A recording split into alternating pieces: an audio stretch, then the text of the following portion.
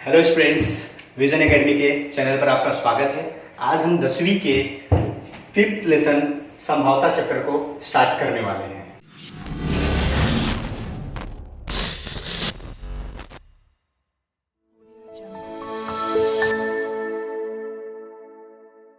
तो स्टूडेंट्स देखेंगे इस चैप्टर के बेसिक्स देखेंगे और इस बेसिक्स के कुछ 3 पॉइंट जो है मैं आपको बताना चाहता हूँ, उसका मीनिंग बताना चाहता हूँ। जो सबसे पहले है एस का मतलब होता है नमूना अवकाश, नमूना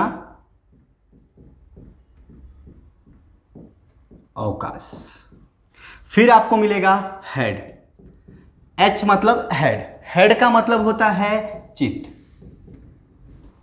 फिर आपको मिलेगा टेल, टेल का मतलब होता है पट। ये हो गया इसका हिंदी का मतलब। आपको एस मतलब नमूना अवकाश, हेड मतलब चित्त और टेल मतलब पट। ये 3 बेसिक चीजें हैं। अब ये बेसिक चीजों को स्टार्ट करते समय हम लोगों को सबसे पहले मिलेगा, जब हम लोग एक सिक्के को उछालते हैं तो कितनी संभावना बनती है। जब आप एक सिक्के को उछालोगे तो उसकी 2 संभावना बनेगी। ये तो आपको भी पता है क्योंकि सिक्के के 2 पहलू हैं, एक है हेड और एक टेल। तो जब आप एक सिक्के को उछालोगे, एक सिक्का उछालोगे तो आपको 2 संभावना मिलेगा। उसको हम लोग नमूना अवकाश से बताते हैं। तो S बराबर नमूना अवकाश आपको पता है, तो इसका कितना संभावना बनेगा? 2, एक हेड बनेगा और एक टेल। तो नंबर ऑफ S बराबर कितना बना? 2। जब आपने एक सिक्का उछाला तो कितनी संभावना बनी? 2। वैसे ही जब आप 2 सिक्के को उछालोगे, कितना? 2 सिक्के को उछालोगे तो कितनी संभावना बनेगी? टोटल 4 संभावना बनेगी।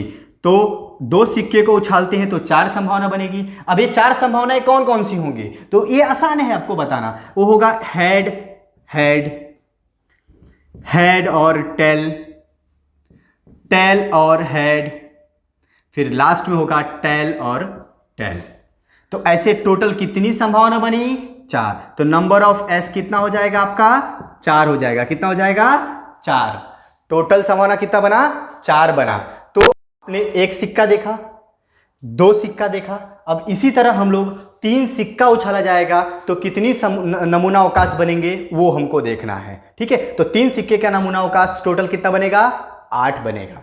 अब उसको बताने के लिए हमको क्या करना पड़ेगा वो हम लोग देखते हैं। ठीक है, 3 सिक्का उछालने के लिए हमको नमूना अवकाश जो देखना है, उसको देखने से पहले हम लोग देखेंगे कि उसको देखने के लिए जो बेसिक सूत्र एक है, छोटा सा सूत्र है जो आपको पता रहेगा तो काफी अच्छा रहेगा। वो सूत्र है 2n।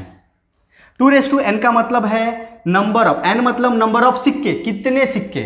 जैसे कि आपने जब एक सिक्का उछाला, जब आपने एक सिक्का उछाला तो कितनी संभावना आई आपको कैसे पता चला?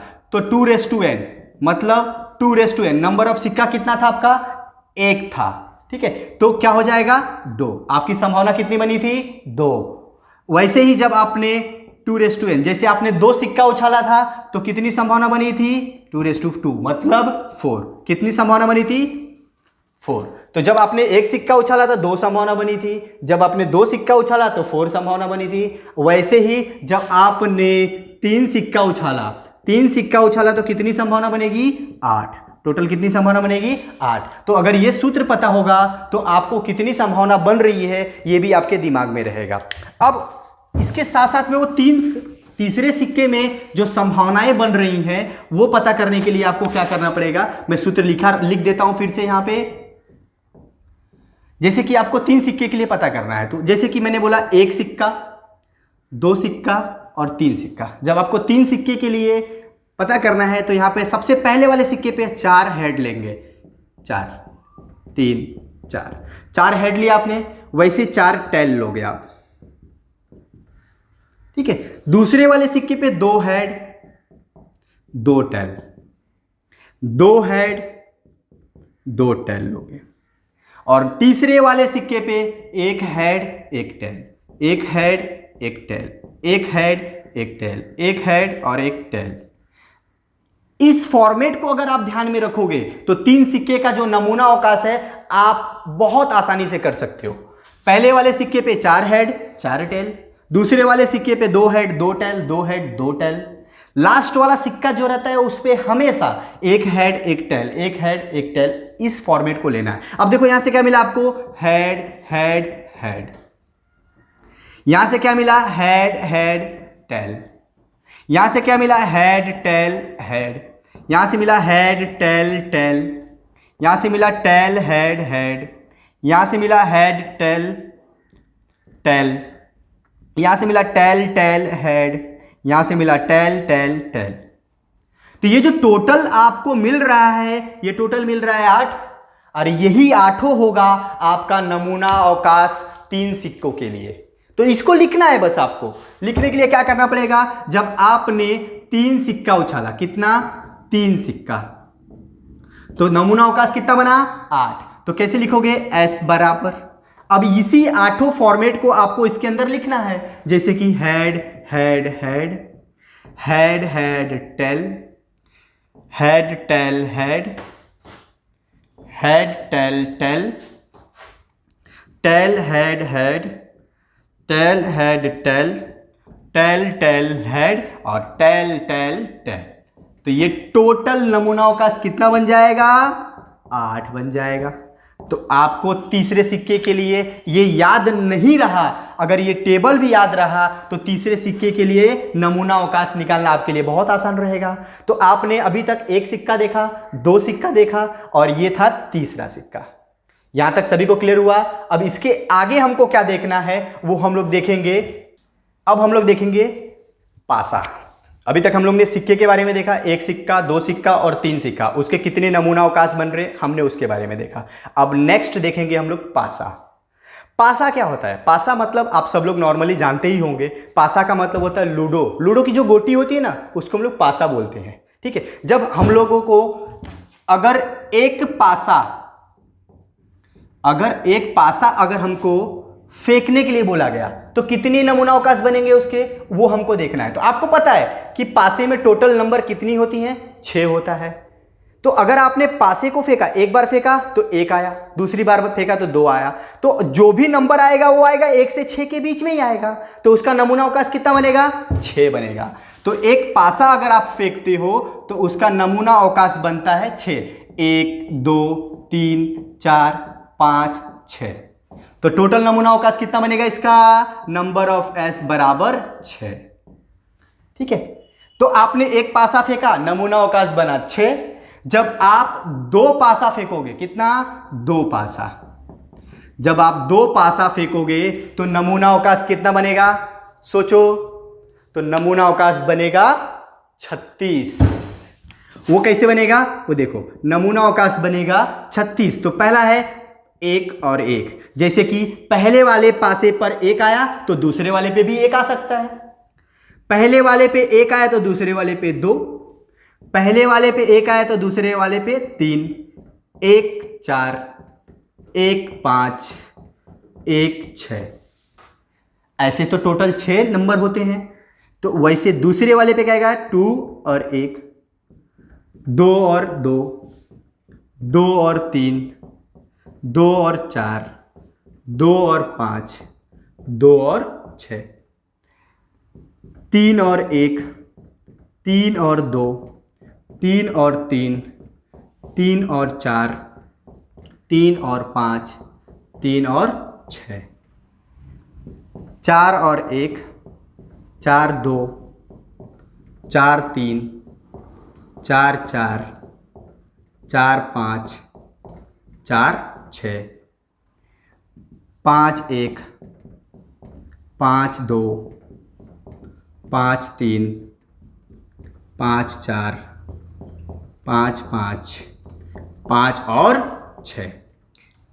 ऐसे ही 6 का भी बनेगा, 6 और 1, 6 और 2, 6 और 3, 6 और 4, 6 और 5, 6 और 6, ठीक है। तो टोटल कितना बना, टोटल कितना बना, 36।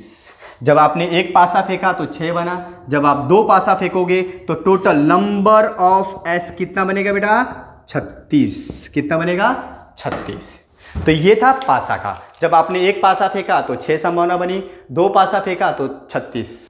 अब हम लोग देखेंगे एक पासा और एक सिक्के को जब एक साथ उछाला जाएगा तो कितनी संभावना बनेगी, उसको हम लोग देखते हैं। तो अभी तक हमने एक सिक्का, दो सिक्का और तीन सिक्का देखा, एक पासा, दो पासा, उन सबके संभावनाएं क्या बन रही हैं उसको हमने देखा। अब हम लोग देखेंगे एक पासा और एक सिक्के को एक साथ उछाला गया, जैसे कि एक पासा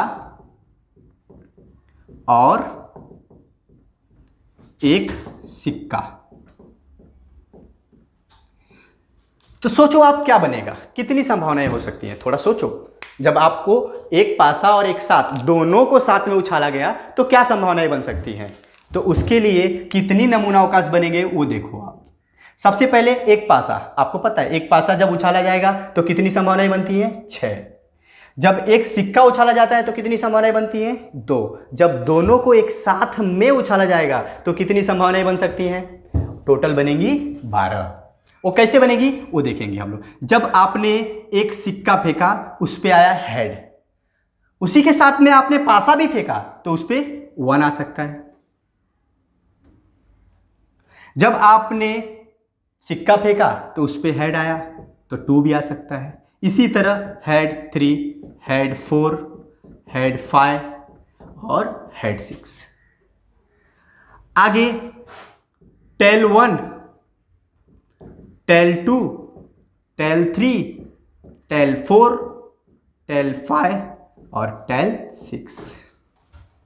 तो इस तरह से आपका हेड और टेल दोनों कवर हो गया और पासा भी कवर हो गया। सिक्का और पासा जब दोनों साथ में उछाला गया तो नंबर ऑफ एस कितना बना आपका, टोटल 12। टोटल कितना बना, 12। एक सिक्का, ठीक है। आपने एक पासा और एक सिक्का जब एक साथ में उछाला तो कितनी संभावनाएं आई आपने देख लिया। अब मैं आपको कुछ नंबर्स देता हूं, जैसे कि मैंने आपको एक नंबर्स दिया, कुछ नंबर दिया, जैसे कि 0, 2, 4, 5, ये मैंने आपको नंबर दिया और मैंने आपको बोला कि ये चारों नंबर का यूज करके, ठीक है, आपको ये नंबर को रिपीट नहीं होना चाहिए। मतलब आपको क्या बोलना है, इसमें प्रश्न क्वेश्चन क्या बन सकता है कि नंबर, बिना नंबर को रिपीट किए, मतलब अंकों की पुनरावृत्ति न करते हुए 2 अंकों वाली संख्या बनाओ। 2 अंकों वाली नंबर बनानी है आपको, तो कैसे बना सकते हो, तो उसकी कितनी संभावनाएं बनेगी। आपके पास 4 नंबर है, अंकों का पुनरावृत्ति न करते हुए, मतलब कोई नंबर रिपीट नहीं होना चाहिए और आपको 2 अंकों वाली संख्या बनानी है। तो इससे कितनी संभावनाएं बन सकती हैं, तो वो देखो। जैसे कि इससे संभावना बनेगा तो कैसे बन सकता है, जैसे कि 2, 0। हम लोग 0 और 2 नहीं ले सकते हैं, क्यों, क्योंकि 0 और 2 डिजिट का नंबर नहीं होगा, ये सिंगल डिजिट ही होगा, ठीक है। तो आपको क्या करना है, 2, 0 एक बन गया, तो दूसरा क्या बनेगा, 2, 4, 2, 5, फिर बनेगा 4, 0, 4, 2, 4, 5, फिर बनेगा 5, 0, 5, 2 और 5, 4। इसके अलावा कुछ बन सकता है नहीं। तो ये टोटल आपका नमूना अवकाश कितना बना, आप देख लो कितना बना, 3, 3, 6, 7, 8, 9। टोटल नंबर ऑफ एस कितना बना, 9, ठीक है। अब आपको देखना है, आप 0, 2, 4, 5 को लेके देखा है, इसी से रिलेटेड अगर और मैं कुछ नंबर्स देता हूं, जैसे कि 1, 2, 3, 4, 5। बेटा याद रखना, जितने भी बेसिक्स में मैं आपको नंबर्स दे रहा हूं या जो भी बता रहा हूं, आप जब एक्सरसाइज यूज करोगे, स्टार्ट करोगे सॉल्व करना, उसमें ये सारी चीजें आपको मिलेगी। अगर ये सारी चीजें अगर आपको क्लियर है तो एक्सरसाइज आपसे अच्छा कोई नहीं करेगा। तो इस पे ध्यान से सुनो और ध्यान से देखो क्या मैं बोल रहा हूं। अभी मैंने आपको 0, 2, 4, 5 नंबर दिया और मैंने बोला अंकों की पुनरावृत्ति न करते हुए 2 अंकों वाली संख्या बनाओ, तो आपने 9 बनाया। वैसे ही मैंने कुछ नंबर्स और दिए, 1, 2, 3, 4, 5, और इसमें भी मैंने बोला अंकों की पुनरावृत्ति न करते हुए 2 अंकों वाली संख्या बनाओ। तो 2 अंकों वाली संख्या क्या बनेगी, इसका नमूना अवकाश क्या बनेगा, कैसे बनाना है आपने यहां देख लिया। अब यहां पे हम लोग बनाएंगे नमूना अवकाश। तो क्या बनेगा, 1, 2, 1, 3, 1, 4, 1, 5, 2, 1, 2, 3, 2, 4, 2, 5, 3 1, 3 2, 3 4, 3 5,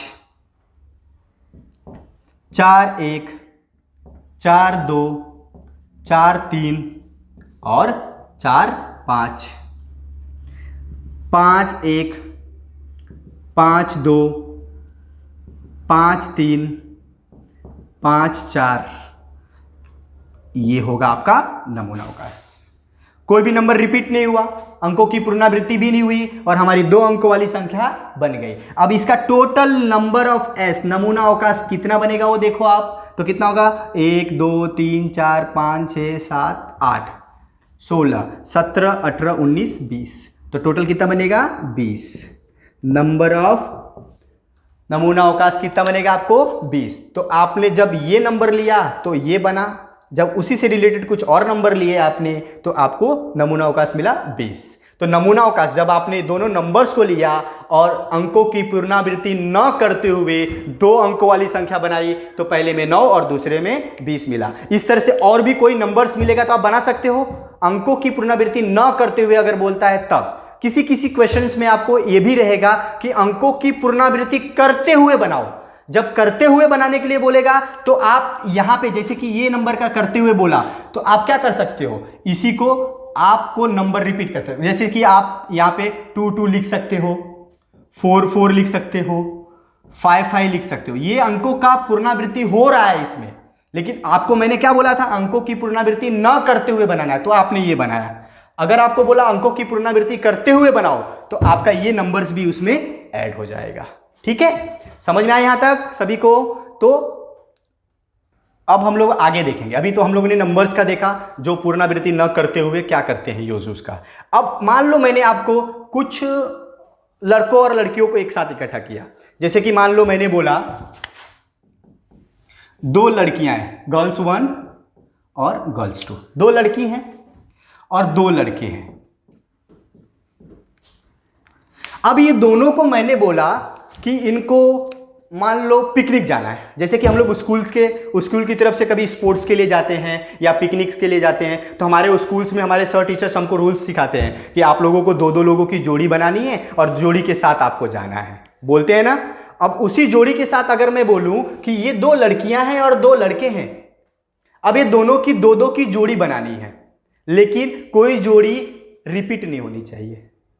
तो आपको इनकी जोड़ी कैसे बनानी होगी वो देखना, और इससे कितनी संभावनाएं बनेंगी वो देखो। जैसे कि 2 लड़कियां हैं, तो जो पहली वाली लड़की है ना वो दूसरी वाली लड़की के साथ जोड़ी बना सकती है। तो जो पहली वाली लड़की है वो दूसरी वाली लड़की के साथ अपना जोड़ी बना ली। ठीक है, अब यही पहली वाली लड़की पहले वाले लड़के के साथ भी तो बना सकती है।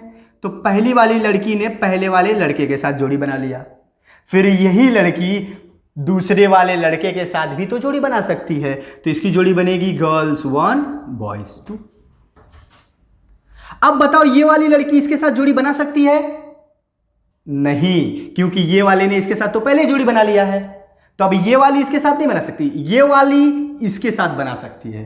तो कैसे बनेगा? गर्ल्स 1 2 ने बॉयज 1 के साथ जोड़ी बना लिया, गर्ल्स 2 ने बॉयज 2 के साथ बना लिया, दूसरी वाली लड़की ने पहले वाले लड़के के साथ, फिर उसी ने दूसरे वाले लड़के के साथ जोड़ी बना लिया। अब आया इसका नंबर।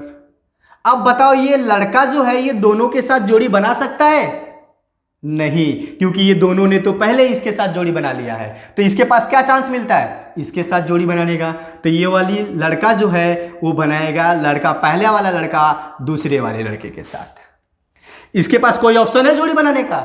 नहीं, क्योंकि सब लोगों ने उसके साथ जोड़ी बना लिया है। तो इस तरह से आपको जब 2 लड़की और 2 लड़के रहेंगे तो कितनी संभावनाएं बनेंगी? नंबर ऑफ एस नमूना अवकाश कितना बनेगा आपका? टोटल 2 2 1 2 3 4 5 6, टोटल कितना बनेगा? 6। नमूना अवकाश कितना बनेगा? 6। मान लो इसी तरह आपको कुछ और गर्ल्स और बॉयज की जोड़ी बनानी है, तो आप उसको कैसे बना सकते हो जोड़ी? समझ में आया आपको? यहां तक क्लियर है सभी को? अब हम लोग देखेंगे पत्तों के बारे में। ताश का जो पत्ता होता है ना उसके बारे में देखेंगे। तो मैंने एक टेबल यहां पे बनाया हुआ है। अब ये टेबल को आपको समझना है, तो समझने के लिए सबसे पहले आपको देखना पड़ेगा कि टोटल पत्ते कितने होते हैं। जो ताश का जो पत्ता होता है वो टोटल कितना होता है, 52। 52 पत्ते होते हैं। अभी ये 52 पत्तों को कैसे बांटा गया है वो उसको अच्छे से समझो आप लोग। तो सबसे पहले 26 लाल 26 काला, ये 52 पत्तों को 26 लाल और 26 काले ऐसे दो भागों में बांटा गया है। इसमें से जो 26 लाल वाला पत्ता होता है इसको दो पार्ट में बांटा गया है। पहला होता है 13, दूसरा भी 13। 13 जो होता है वो पान का ईट पत्ता होता है और 13 ईंट का होता है। पान और ईंट ये दोनों हमेशा लाल वाले पत्तों में ही आते हैं। इसके बाद काला वाला जो पत्ता होता है 26, उसको भी 13 भागों में बांटा गया है, जिसमें चिड़ी और हुकुम आते हैं। चिड़ी और हुकुम काले वाले में ही आते हैं। अब इन 13 चिड़ी, हुकुम, पान, गुलाब, ये जो जितने भी पत्ते हैं इनको कैसे बांटा गया है, अब वो क्या होते हैं उसके बारे में बताता हूं। अब ये जो टेबल दिख रहा है ये टेबल सेम इसमें भी होता है, वही सेम टू सेम इसमें भी है और सेम टू सेम इसमें भी रहता है। ठीक है, अब बस ये रहता है कि इसमें पान है, इसमें ईंट है, चिड़ी है और हुकुम है। अब ये कैसे होता है, जैसे कि पहला होता है राजा, रानी, जोकर। राजा मतलब किंग, क्वीन, जोकर, गुलाम। ये आपका हो गया राजा, रानी, जोकर, गुलाम। उसके बाद ये 4 हो गया, राजा, रानी, जोकर, गुलाम। बाकी जो बचते हैं वो नंबर वाले होते हैं। तो ये जो 3 होता है राजा, रानी, जोकर, इसको हम लोग अंकित पत्ते बोलते हैं। क्या बोलते हैं, अंकित पत्ते। तो आपको ये एक 13 पान वाले में अंकित पत्ते कितने मिले, 3 मिले। तो एक में 3 मिला तो इसमें भी 3 मिलेगा, इसमें भी 3 मिलेगा और इसमें भी मिलेगा 3। ठीक है, अब इसमें गुलाम कितना मिला, 1, तो इसमें भी एक गुलाम मिलेगा, इसमें भी मिलेगा 1, इसमें भी 1 मिलेगा। जब हम लोग टोटल की बात करते हैं, टोटल, तो अगर मैं आपसे पूछूं कि टोटल, पहला मेरा क्वेश्चन ये है कि टोटल 52 पत्तों में अंकित पत्ते, टोटल 52 पत्तों में अंकित पत्ते कितने होते हैं, तो आप बता सकते हो क्योंकि आपको पता है एक में 3 है, इसमें भी 3 होगा, इसमें भी 3 और इसमें भी 3। टोटल कितना है, 4, 4 त्रिक का 52, 12। तो कितना होगा टोटल, 12। कितने टोटल पत्ते होंगे, 12 पत्ते होंगे। पूरे में 12, किसी एक में पूछा तो 3। ठीक है, उसी तरह दूसरा क्वेश्चन है, अगर एक में गुलाम 1 है तो पूरे में कितना होगा, तो टोटल 52 पत्तों में गुलाम पत्ते कितने होंगे, 4। कितने होंगे, 4। तो एक में 1 है तो पूरे में कितना होगा, 4 होगा। इस तरह से ये कार्ड को बांटा गया है। बाकी जो बचा वो नंबर कार्ड होता है, जैसे नंबर 9 से लेके 1 तक, वैसे इसमें भी 9 से 1 तक, इसमें भी 9 से 1 तक, 9 से 1 तक। यहां तक सभी को क्लियर हुआ। ठीक है, इसके बाद हम लोग देखेंगे, नेक्स्ट जो देखेंगे, जो थोड़े थोड़े जो 2 बेसिक और रह गए हैं उसी को मैं एक्सप्लेन करता हूं अभी। इसके बाद रफ करने के बाद मैं उसको एक्सप्लेन करता हूं। अब हम लोग देखेंगे 2 छोटे छोटे टॉपिक रह गए हैं जो सबसे पहले आपको आगे यूज होंगे, जो एक्सरसाइज अब आप स्टार्ट करोगे उसमें यूज होगा। सबसे पहला है कम से कम। ठीक है, इसका रीजन आपको लिखना है, मुझे बस बताना है, आपको समझना है। ये अगर आप समझ में आ गया तो आपके लिए बहुत आसान होगा। कम से कम, कम से कम का मतलब क्या होता है, कम से कम का मतलब ये होता है कि अगर आपको कोई भी चीज बोला गया है, अगर मान लो आपको मैंने बोला कम से कम 10, अगर मान लो कोई क्लास है, क्लासरूम है, उसमें कम से कम 10 बच्चे बैठने चाहिए, तो उसका मतलब ये होता है कि उस क्लास में कम से कम 10 बैठने ही चाहिए। उससे ज्यादा बैठेंगे चलेगा, लेकिन उससे कम नहीं बैठने चाहिए। क्लियर हुआ, कम से कम का मतलब। उसी तरह आप बहुत सारी चीजों को लेके समझ सकते हो, जितना बोला गया उतना होना ही चाहिए, उससे ज्यादा होगा चलेगा लेकिन उससे कम नहीं होना चाहिए। तो ये फर्स्ट हो गया कम से कम आपका। उसी तरह दूसरा है अधिक से अधिक।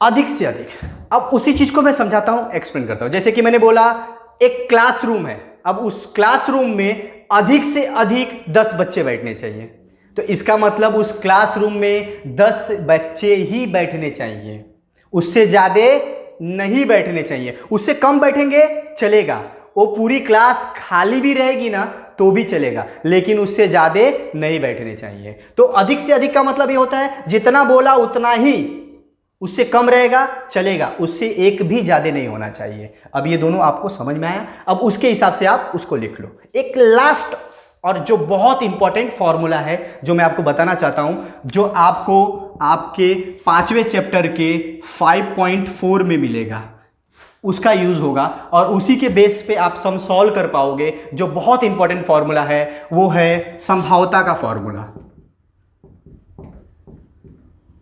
इसका सूत्र होता है P ऑफ A, संभाव्यता ऑफ A बराबर number of A number of S।